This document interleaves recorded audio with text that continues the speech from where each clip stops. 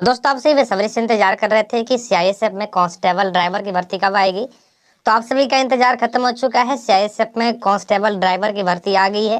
CISF ने इसका official notification जारी कर दिया गया है। आप इस ऑफिशियल नोटिफिकेशन को साइट पे देखेंगे तो आपको नहीं मिलेगा, लेकिन ये नोटिफिकेशन हमारे पास आ चुका है। तो आज के स्टूडियो में आप सभी को बिल्कुल कंप्लीट जानकारी स्टेप बाय स्टेप बताने वाले हैं। कौन कौन से लोग इसमें फॉर्म अप्लाई कर सकते हैं, इसके लिए एज कितनी होनी चाहिए, क्वालिफिकेशन कितनी होनी चाहिए। और दोस्तों, सबसे बड़ा बच्चों का डाउट होता है क्या इस भर्ती में एक्सपीरियंस सर्टिफिकेट भी मांगा जाएगा। तो आज के इस वीडियो में तमाम जानकारी आप सभी को बिल्कुल आसान भाषा में स्टेप बाय स्टेप बताने वाले हैं।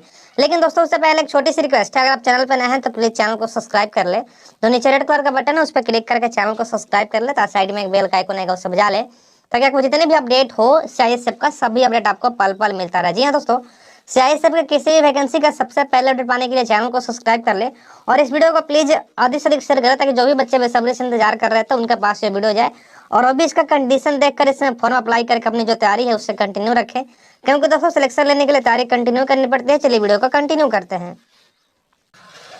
तो दोस्तों, ये है सीआईएसएफ ड्राइवर का ऑफिशियल नोटिफिकेशन। जैसे कि आप स्क्रीन पर देख पा रहे हैं, यहाँ पे दो ट्रेड के लिए भर्ती निकाली गई है। पहला ट्रेड है यहाँ पे कांस्टेबल ड्राइवर के लिए, दूसरा ट्रेड है यहाँ पे पंप ऑपरेटर ड्राइवर के लिए भर्ती निकाली गई है, जो कि 2023 के लिए बहुत ही मस्त भर्ती है, बहुत ही बम्पर भर्ती आ गई है।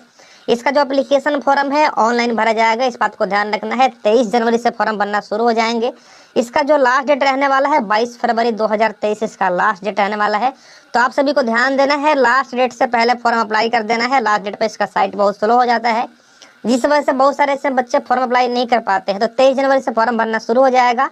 22 फरवरी 2023 इसके लिए लास्ट डेट रहने वाला है। इसमें मेल कैंडिडेट ही अप्लाई कर सकते हैं, फीमेल के लिए कोई वैकेंसी नहीं है। अगर आप ऑल इंडिया में किसी भी स्टेट से हैं तो आप इसके लिए फॉर्म अप्लाई कर सकते हैं। इसमें आपको जो सैलरी मिलने वाली है 21,700 से 69,100 रुपये पर मंथ सैलरी मिलने वाले हैं। इसके अलावा जो भी सेंट्रल गवर्नमेंट के अनाउंसमेंट होते हैं सभी अनाउंसमेंट आपको प्लस करके आपका अकाउंट में क्रेडिट हो जाएंगे। अगर आपका इसमें सिलेक्शन हो जाता है तो आपकी जो पहली सैलरी है 32,000 के करीब आप सभी को इसमें पहली सैलरी मिल जाएगी। तो सैलरी भी बहुत मस्त है, जॉब भी बहुत मस्त है, इस बात को ध्यान रखना है। आप सभी को इसमें जरूर फॉर्म अप्लाई करना है। अगर बात करें इसका सिलेक्शन प्रोसेस क्या है, तो दोस्तों सबसे पहले इस भर्ती में फिजिकल होगा। फिजिकल के साथ साथ आपका डॉक्यूमेंट वेरिफिकेशन होगा, ट्रेड टेस्ट होगा, उसके बाद रिटन एग्जाम होगा, रिटन एग्जाम के बाद मेडिकल एग्जाम होगा, मेडिकल एग्जाम के बाद इसका जो फाइनल मेरिट लिस्ट है वो जारी कर दिया जाएगा। आपका जो रिटन एग्जाम है ऑनलाइन भी हो सकता है, ऑफलाइन हो सकता है। जैसे कि आप यहाँ पे देख पा रहे हैं, यहाँ बता दिया गया है हिंदी इंग्लिश दोनों लैंग्वेज में क्वेश्चन पूछे जाएंगे। 100 नंबर का यहाँ पे रिटन एग्जाम होने वाला है, जैसे कि आप स्क्रीन पर देख पा रहे हैं। अगर बात करें दोस्तों किस पोस्ट के लिए कितनी वैकेंसी निकाली गई है, तो यहाँ पे पोस्ट वाइज वैकेंसी दी गई है। आप इसका स्क्रीनशॉट ले सकते हैं किस कैटेगरी में कितनी वैकेंसी निकाली गई है। ड्राइवर के लिए यहाँ पे 183 वैकेंसी है। उसके बाद दोस्तों यहाँ पे पंप ऑपरेटर के लिए 262 वैकेंसी निकाली गई है। जनरल के लिए 76 वैकेंसी है, एससी के लिए 27 वैकेंसी है, एसटी के लिए 13 वैकेंसी है, ओबीसी के लिए 49 वैकेंसी है, ईडब्ल्यूएस के लिए यहाँ पे 18 वैकेंसी निकाली गई है ड्राइवर के लिए। उसके बाद दोस्तों पंप ऑपरेटर में जनरल के लिए 11 वैकेंसी है, एससी के लिए 40 वैकेंसी है, एसटी के लिए 19 वैकेंसी है, ओबीसी के लिए 72 वैकेंसी है, ईडब्ल्यूएस के लिए 26 वैकेंसी है। यहाँ पे टोटल वैकेंसी 262 वैकेंसी है। दोस्तों ओवरऑल 451 पोस्ट के लिए यहाँ पे नोटिफिकेशन जारी कर दिया गया है सीआईएसएफ कांस्टेबल ड्राइवर के लिए। पंप ऑपरेटर के लिए तो बहुत ही बड़ी भर्ती है। आप वैकेंसी देख सकते हैं किसके लिए कितनी वैकेंसी निकाली गई है। अब दोस्तों चलिए जानते हैं इसके लिए एज कितना मांगा गया है, कितनी आपकी एज होनी चाहिए, कितनी इसमें क्वालिफिकेशन होनी चाहिए। तो दोस्तों यहाँ पे एज भी काफी अच्छा खासा छूट दिया गया है। आपका जो एज होना चाहिए 21 से 27 साल के बीच में होना चाहिए। जी हाँ दोस्तों, यहाँ पे आपका एज मिनिमम 21 साल होना चाहिए, मैक्सिमम 27 साल होनी चाहिए। इसके अलावा जो भी एससी एसटी ओबीसी को 5 साल के छूट मिल जाते हैं, ओबीसी को 3 साल के छूट मिल जाते हैं। इसके अलावा यहाँ पे छूट मिल जाएंगे। अगर बात करूँ मैं जनरल के लिए तो 21 से 27 साल एज होना चाहिए, ओबीसी के लिए 21 से 30 साल एज होना चाहिए, एससी एसटी के लिए 21 से 32 साल एज है। तो आप इसके लिए फॉर्म अप्लाई कर सकते हैं। इसका जो एज काउंट होगा 22 फरवरी तक इसका एज काउंट होगा। अगर आप जनरल से बिलोंग करते हैं, अगर आपका 22 फरवरी को 21 साल हो जाएगा, 22 फरवरी तक आपका 27 साल हो जाएगा, तो आप इसके लिए फॉर्म अप्लाई कर सकते हो। लेकिन दोस्तों इस बात को ध्यान रखना, आपका मिनिमम 21 साल होना चाहिए, मैक्सिमम 27 साल एज होनी चाहिए। यहाँ पे एज में बहुत सारे बच्चों का डाउट होता था, मैं एक बार फिर से बता दूं, आप इस वीडियो को थोड़ा ध्यान से सुनना। अगर आप जनरल कैटेगरी से हैं तो आपका जो एज है 21 से 27 साल के बीच में होना चाहिए।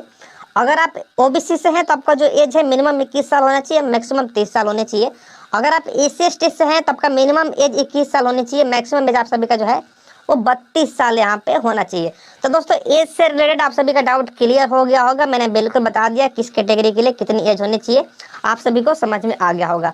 अब दोस्तों चलिए जानते हैं इसका क्वालिफिकेशन क्या है, किस किस के भर्ती के लिए कितनी क्वालिफिकेशन मांगी गई है। तो इसका दोस्तों जो क्वालिफिकेशन है, आपके पास 10th का डिग्री होना चाहिए। अगर आपने इंडिया के किसी भी बोर्ड से 10वीं पास किया तो आप इसके लिए फॉर्म अप्लाई कर सकते हैं। लेकिन दोस्तों इसके साथ साथ आप सभी के पास ड्राइविंग लाइसेंस भी होना जरूरी है।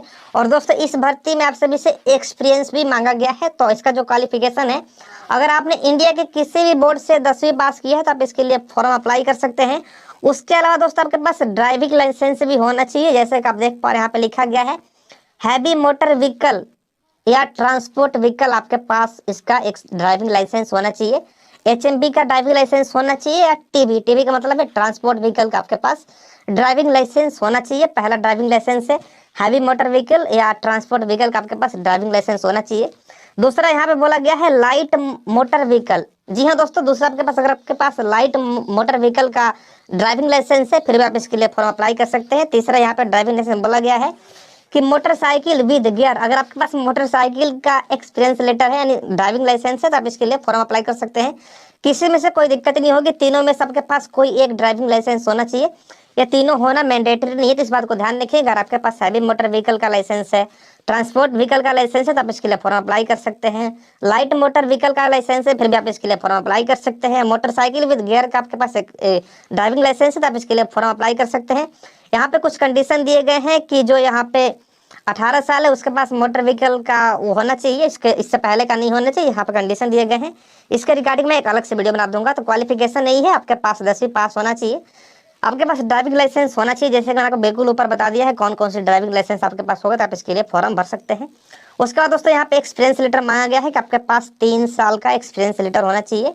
आपके पास 3 साल का एक्सपीरियंस लेटर होना चाहिए ड्राइविंग हैवी मोटर व्हीकल का या ट्रांसपोर्ट व्हीकल का या लाइट मोटर व्हीकल का या मोटरसाइकिल का, आपके पास 3 साल का एक्सपीरियंस होना चाहिए। एक्सपीरियंस आप सभी को किस तरीके से लेना है उसके लिए मैं आप सभी को अलग से वीडियो बना दूंगा। लेकिन आपका जो एक्सपीरियंस काउंट होगा 22 फरवरी 2023 तक आपके पास जो एक्सपीरियंस है वहां से काउंट किया जाएगा। 22 फरवरी 2023 तक आपके पास 3 साल का एक्सपीरियंस होना चाहिए।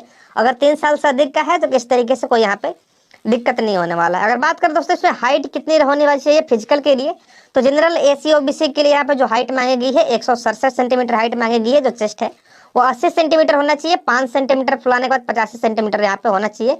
इस बात को आप ध्यान रखेंगे। उसके अलावा जो भी गोरखा से बिलोंग करते हैं, कुमाऊं से बिलोंग करते हैं, नागालैंड, अरुणाचल प्रदेश, मणिपुर, त्रिपुरा, मिजोरम, मेघालय, असम, हिमाचल प्रदेश, जम्मू कश्मीर से बिलोंग करते हैं, उन सभी मेल कैंडिडेट को यहाँ पे हाइट में छूट दी गई है। उनकी जो हाइट है यहाँ पे 107 सेंटीमीटर होना चाहिए। चेस्ट में भी छूट दिया गया है, मिनिमम चेस्ट 78 सेंटीमीटर होना चाहिए। 5 सेंटीमीटर फुलाना जरूरी है, 5 सेंटीमीटर फुलाकर यहाँ पे 83 सेंटीमीटर होना चाहिए। तो दोस्तों ये है कंप्लीट जानकारी जो कि मैंने आपको बिल्कुल स्टेप बाय स्टेप बता दिया है कौन कौन से लोग इसके लिए अप्लाई कर सकते हैं। बाकी आगे का जो ड्राइविंग लाइसेंस का कितने दिन का होना चाहिए, किस तरीके से एक्सपीरियंस लेटर बनवाना है, मैं उस पर बहुत जल्दी अलग से वीडियो ला रहा हूँ। तो प्लीज़ चैनल को सब्सक्राइब कर देना। बाकी इसमें कौन कौन से लोग अप्लाई कर सकते हैं उसके बारे में मैंने कंप्लीट डिटेल दे दिया है। तो दोस्तों प्लीज़ वीडियो का जिससे शेयर कर देना, चैनल पर नया है तो प्लीज़ चैनल को सब्सक्राइब कर देना, क्योंकि आपका भाई का चैनल है। प्लीज़ ये सपोर्ट करना इस तरीके से भर्ती का अपडेट पाने के लिए। मिलते हैं नई वीडियो में किसी नई अपडेट से, तब तक के लिए जय हिंद, जय भारत, वंदे मातरम।